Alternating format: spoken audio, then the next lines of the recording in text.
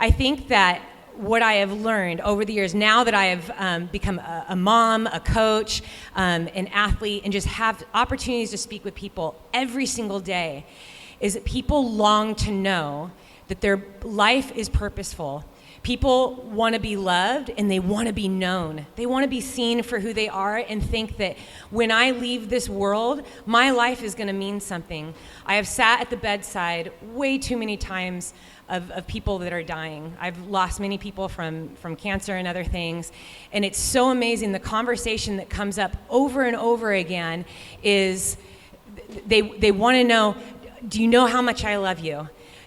Does so-and-so remember this story? And they'll start telling all these different stories about their life. Never is it, hey, can you go show me again how many followers I have on Instagram?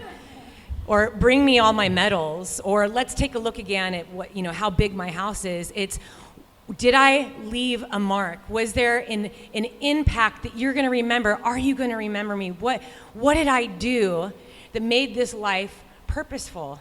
And it doesn't matter what age it is, if it's a young child or an elderly person. And I feel like that with running, as I transferred into becoming a professional runner, there was a point in my life before I did where I thought, if I'm going to pour my whole heart and my soul into this, because my kids were really, really little, and I'm an either all or nothing person. I don't like doing things mediocre, and I don't like doing things just because. But I thought, if I'm going to pour my whole self into this, it's got to be bigger than me. It can't just be that I'm showing up for a race and getting on a podium, because that is so empty. I want to know that when my life is over and I look back on my career, like, yeah, I'm competitive. I like being on that podium, and my sponsors like me being on that podium, and it was always my dream to be a professional athlete. But what, at the root of it, what made it great? And I think that every single person has a unique ability to leave their imprint in whatever it is that you do. You don't have to be a runner, you're a chef, a teacher, an artist, a parent. You have this unique ability to leave that imprint. For whatever reason, I'm kind of a research junkie. I was reading about how there are 117 million babies born every single year. 5.5 million don't even make it till their 5th birthday. And I thought, wow, first of all, what a unique gift to have a life. If you get to be here, there's a purpose for you. But beyond that, how awesome is it that there is no person that holds your fingerprint? Never will someone have the unique print of your finger. And I thought, if we could remember that every single day, remember how unique we are, that we were given gifts and specific abilities that have nothing to do with whether or not you're famous or the best one at it, but realizing you have this ability to leave a print in someone's life, even if it's just one person. You can change a whole community that way. 2 years ago, I was taking care of my aunt. She was, cancer had just ravished her body within 6 months. And I was doing hospice care with my cousin. It was her mom and the dad, and they were just distraught. Every single day, didn't realize, like, what are we doing? But I had been there so many times. I knew how to bathe her and how to talk to her and how to soothe her. And we went in her final days, and it was the day before Mother's Day. And it's 8 p.m., and I'm looking at Katie, her only daughter, and I say, you know what? We're gonna throw a Mother's Day party for her. And Diana is completely out of it. I mean, this is like, we know these are her last hours. And her husband looked up at me, he's like, seriously? I'm like, yeah, you know what? We're calling the whole family. Everyone is gonna come here. We're gonna do it the way Diana did it. Because Diana loved to make people feel special. And she loved having people in her house. So we got flowers and balloons, and we're calling everyone. We're like, we're having a Mother's Day party. And when the last person came, they were there, the last person arrived, there's like 40 of us in there. She stayed alive for 10 more minutes, and then she was gone. And I had, at that time, this commitment to fly to Australia to run on the world tour this Ultra Trail Australia 100K race. And I was in terrible shape. I mean, I didn't run for weeks, but they had already paid for my flight, for my hotel. I had all these media commitments. I had to do photo shoots and video.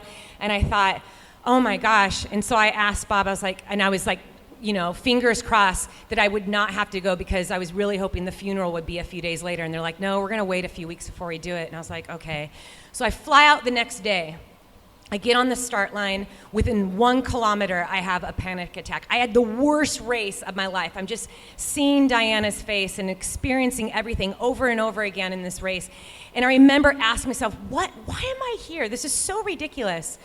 Well, after the race, someone came up to me and they're like, I have this coffee house. We're doing a big event tonight. There's going to be like 150 runners coming. Can you come and speak in it? Rob Carr, who had won the race, was going to be there too. And I thought, I walked the last 15 miles. I'm a professional runner, and it was just terrible. I'm embarrassed of my performance.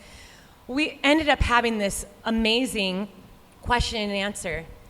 And at the very end of it, someone asked me, why are you called Yellow Runner? So I told the story of Yellow Runner. And in the very back row, I see this very overweight woman just bawling, just crying and crying and crying. And every time before I speak, I always take some time to pray. And I think, if I can just reach one person, Lord, show me that one person. And I knew, okay, there's my person. And so after our talk, I went up to this woman. And she's just crying. She's like, Sally, I want you to know. She's like, 6 months ago, I lost my 6-year-old daughter. And I've been following you, and you're the reason why I've started running. She's like, I'm really slow. I need to get out, though. I need to get out in the mountains. And I need to have those moments, and I need something to keep me going. She's like, we didn't know what had happened to her, but she got sick, and 6 weeks later she was gone. She's like, my whole world just flipped upside down. And I just remember looking at her, and I grabbed her by the shoulders and I said, you are why I'm here. You are why I'm here. Here I am, in this pain, having lost someone that I love so much, and I'm coming out, and I'm so upset about my performance, and I'm thinking, my purpose is to run, and I need to be this great runner, I need to be this great athlete, and I need to get on that podium, that's whole purpose. And it was that reminder again, no, Sally, from the day that you were born, it was set up for you that, yeah, you're gonna live a rough life, but the connection and the pathway of pain is so beautiful.